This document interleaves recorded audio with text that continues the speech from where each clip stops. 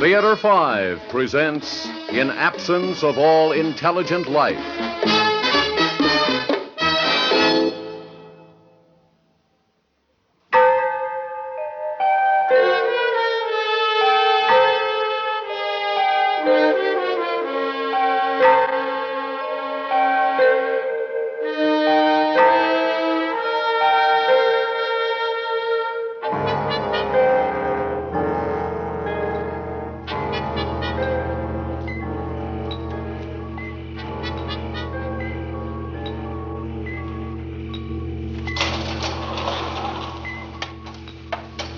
Oh, Dr. Siddons. No. You can't sleep either, I see. No. I'd close my eyes and I'd think, tomorrow, Jeffries, you make history. One of the first men to set foot on an inhabitable planet. And the next thing I know, my eyes are popped open and I'm just staring up into the darkness. So you came up here to have another look at it? How did you know? I'm afraid buck fever isn't restricted to the young. Ah, but it's beautiful, isn't it? Yes, it is. Look at how it hangs there in space, motionless like a huge ball or a giant pearl. Luminescent and gray-green, rich against the blackness of space, and the light of the stars beyond. Red and green and yellow against the black. Look, here on the radar. The land masses show up quite clearly now through the cloud layer. Oh. Well, it's mostly water. Well, more than 3/4 of X-37J's surface is covered with water. Yes, I keep forgetting. You think the land will be firm enough to set down on? As dry as the land at home. I don't know. You'd think with all that water, it'd all be spongy. Kedge Hut! At ease. Dr. Siddons, I was just going to send for you. Oh, what's up? I don't know. We just got a report from the con that there's a blanket of pure metal satellites orbiting this planet. From the size of a house to the size of needles. Pure metal? They could be manufactured. Here, let's see.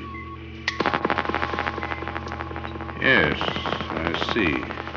They are pure metal. Have we hit any yet? We're in the field now. The ship's okay? Our hull's designed to withstand 300 bombardments per second. What do you make of it? I don't know. It's very unusual for this large a concentration of satellites to be in the magnetic field of a planet. You mean somebody could have put it there? No, I didn't say that. But it is possible that these satellites were put there to act as a barrier to incoming rocket ships. Yes, it is possible.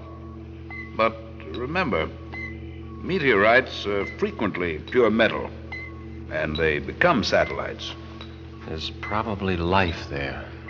Not necessarily. Of course, we know this planet is capable of supporting life.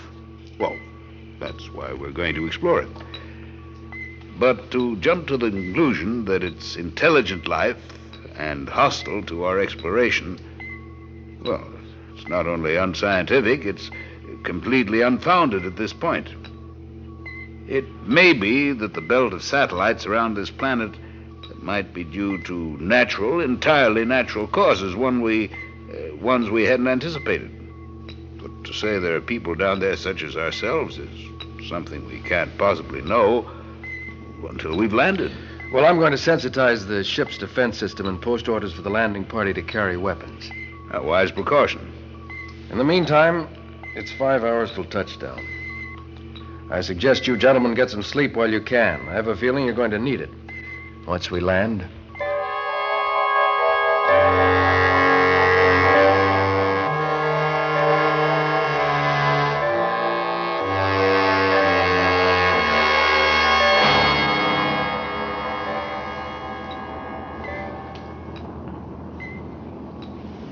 $150,000 from touchdown. Rate of fall, 0.660. So far, so good. 145 from touchdown. Rate of fall, 0. If they had any anti-rocket devices, 8, they would have sent 3. them up by now. We're well into their atmosphere. Yes, unless they're planning some sort of trap. Letting us land so they can capture us intact once we're on the ground. if anybody's down there. We've been monitoring the radio frequency since last night. There hasn't been a sound. Whatever life is down there, I'm sure we'll be able to handle. 110,000 feet from touchdown. Rate of fall. I see you're 0, keeping to the edge of the 6, landmass. Yes, 9, I want you to be able to get 5. your ocean samples without a lot of traveling. May I suggest you set down where that large river empties into the sea? That way I can take freshwater samples as well. See, there on that peninsula. You think it's big enough? Why, make it out to be about 2 miles wide. Plenty of room for us. Jeffries, what's the spectrographic reading for that peninsula? A solid mineral. Granite-like composition. Oh, that should support us. Well, it's not a peninsula, sir. It's an island. See here how the river cuts around it at the north end, cutting it off from the main body of land? Well, that makes it all the better. And it's small enough, surrounded by water on 4 sides, makes it easier to defend if there are hostiles down there. 100,000 feet from touchdown. Rate of fall.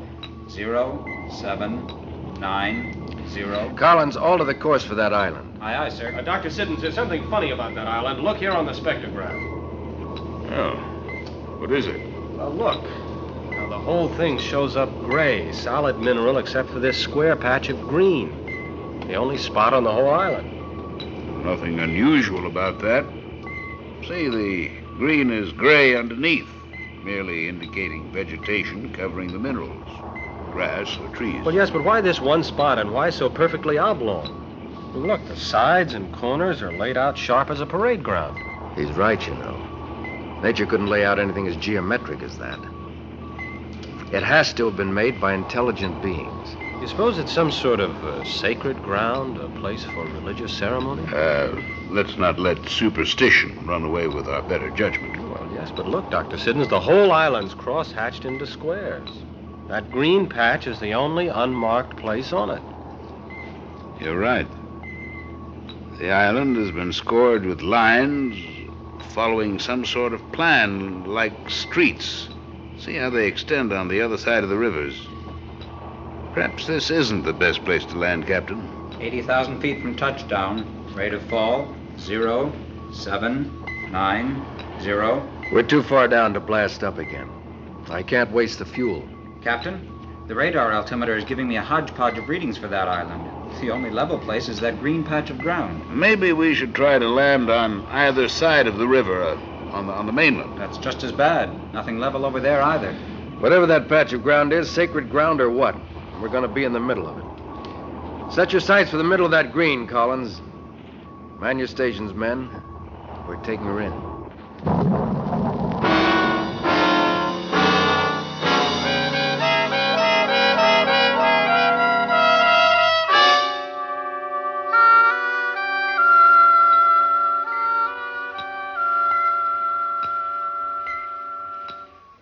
Well, gentlemen, we made it. The new world. Keep your eyes open. See any movement? No? It looks like we've landed in the middle of a huge religious grounds. We're ringed completely by... Oh, what are they, Dr. Siddons? Monuments? No. No, they're too big for that. I imagine they're buildings of some sort. See all those little windows cut in them? They must be dwelling places. Then there's no question that there are creatures on this planet. No. Then where is everybody? That's a good question. Well, they could have been scared away by the roar of our landing rockets. Maybe they evacuated this place when they saw us coming, and they're waiting for us to get on the ground so they can attack us with whatever weapons they use. What are you going to do? The only thing we can do. Suit up and go outside. It's obvious they aren't coming to meet us, so we'll have to go out and see if we can make contact. Everybody be suited up and ready to leave the ship by 0800. Everyone carries a signed weapon.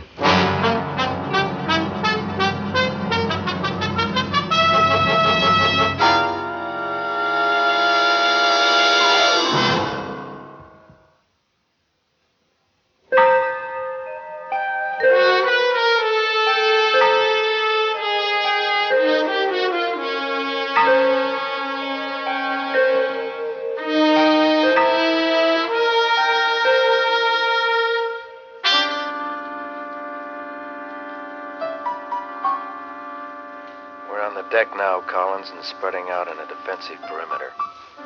You're in charge of the ship. Aye, sir.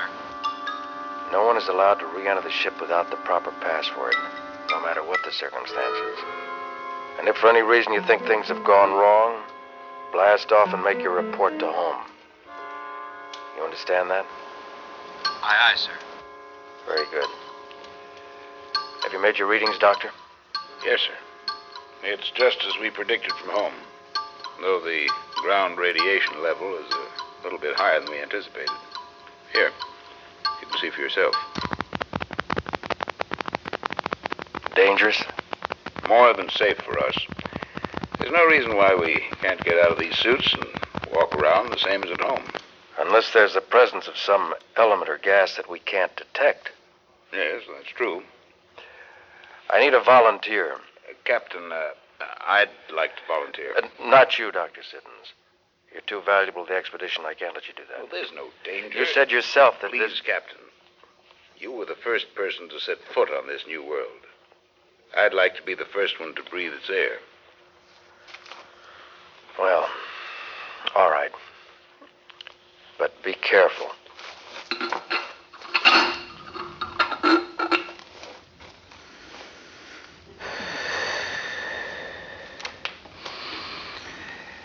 Come on in, boys. The water's fine.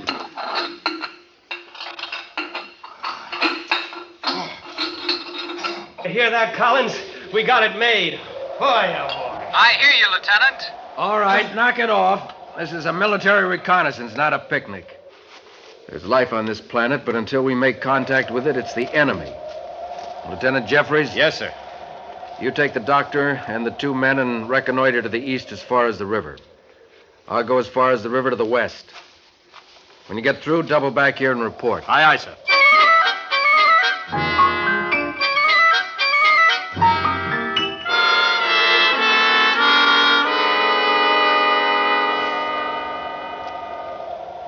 You see anything, Doc? No. We've been lying here so long, staring at those empty openings so long. Windows. All right, windows you call them. I feel like there's a million pairs of eyes staring back at us. Now, what do you suppose they look like? Who? The creatures we're after. Haven't any idea. Oh, it's weird hunting for a creature you don't know what they might look like. Yeah. Well, we could lie here forever. Such crude dwellings. They must have lived one on top of the other. Yeah, if we're ever going to see them, we're going to have to dig them out. Any volunteers to go with me? I'll go. All right, the rest of you stay here. Now keep us covered. If anything happens, don't be afraid to shoot into us. Now, Doc, when I give the word, we'll run across this street and don't stop until we come to the wall of the first building, right? Right. Are you ready? Okay. Now!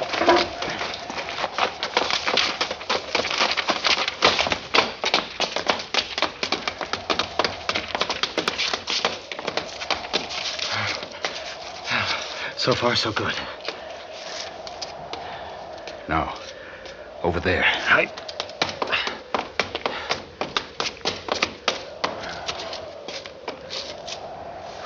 Just above your head. There's one of their windows. But it's filled with plastic. See if I can break it. You can't shatter plastic. I can try. Boy, it's nothing but glass. Old-fashioned glass. Yeah. Hello in there. Anybody home? Move along the wall. There's a kind of doorway up ahead, I think.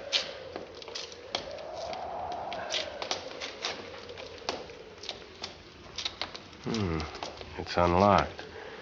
Push it open with your weapon. Careful. Yeah.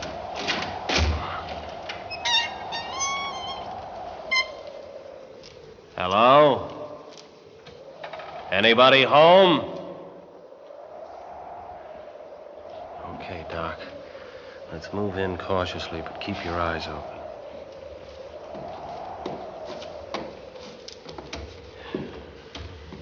There's one. Where? Over there. Stop! Stop! It's an effigy of some sort. See, isn't living. It's a statue of some kind. You see, it's made out of some sort of alloy. You sure? Yes. Suppose that's what they look like? Well, I imagine so. Animals aren't given to making statues of themselves. Boy, what ugly-looking creatures. You suppose that's the head? Yes. You see, these must be the arms, and these are clearly the legs. Hey, look how close together the eyes are and those stick-like legs. I almost hope we don't run into one. I don't think we will. What do you mean by that? Not in this city, at least. Look at the gray dust on the floor. It's almost 2 inches thick. I noticed the same in the street. If there are any of these monstrosities left, they aren't here. This city hasn't been used for a long, long time. Maybe 1,000 years.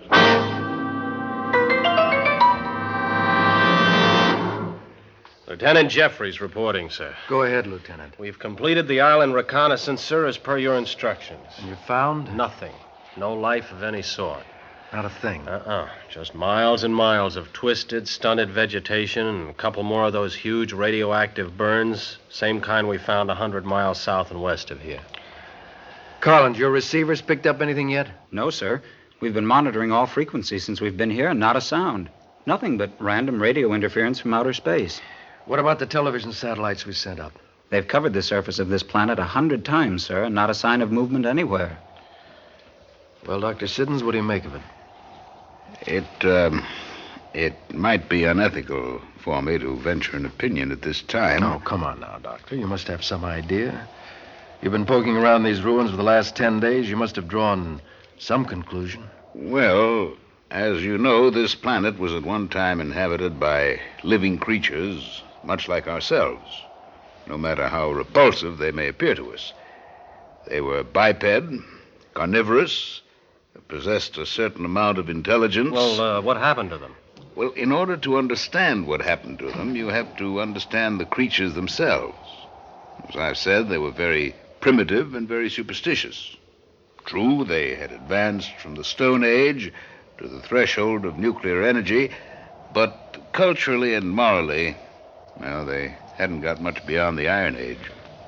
So then they discovered the tremendous power of nuclear energy. Exactly.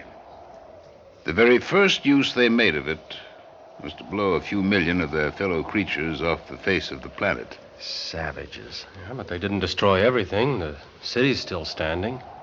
Well, as far as I can figure out, it didn't hold any military targets. Well, but what happened to the creatures in it? They were killed off by radiation fallout. Well, it's still radioactive. Why didn't the radiation kill us off? Well, for one thing, it's cooled off considerably since then. And for another thing, we're used to it. They never had a chance. Well, that's it. We've got enough to make a report when we get back. Secure for blast off at 1800 hours tonight. Got everything tied down and ready. That's all, gentlemen. Doctor, you were able to crack their language, weren't you? I wasn't able to. My computers were. It was a relatively simple task. Well, what did they call this place? You mean the planet? The civilization? No. I mean, this island, this city, or whatever it was. Well, of course, it was a proper name, so it was meaningless to us. But I can reproduce the sounds they made as they spoke them. They called this place New York.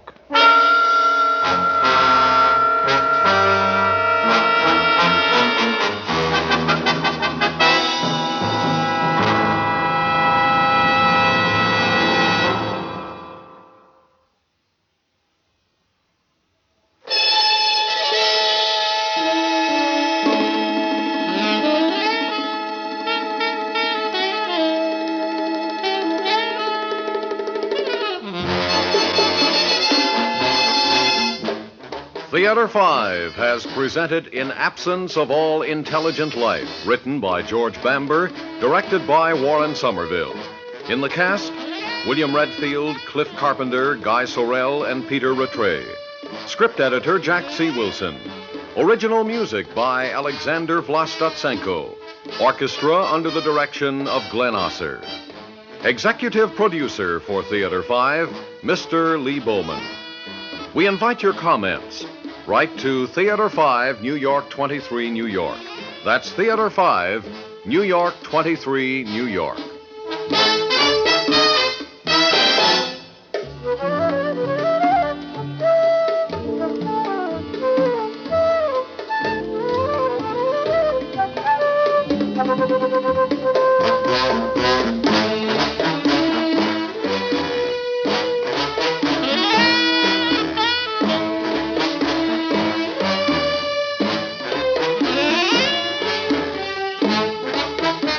This is Fred Foy speaking.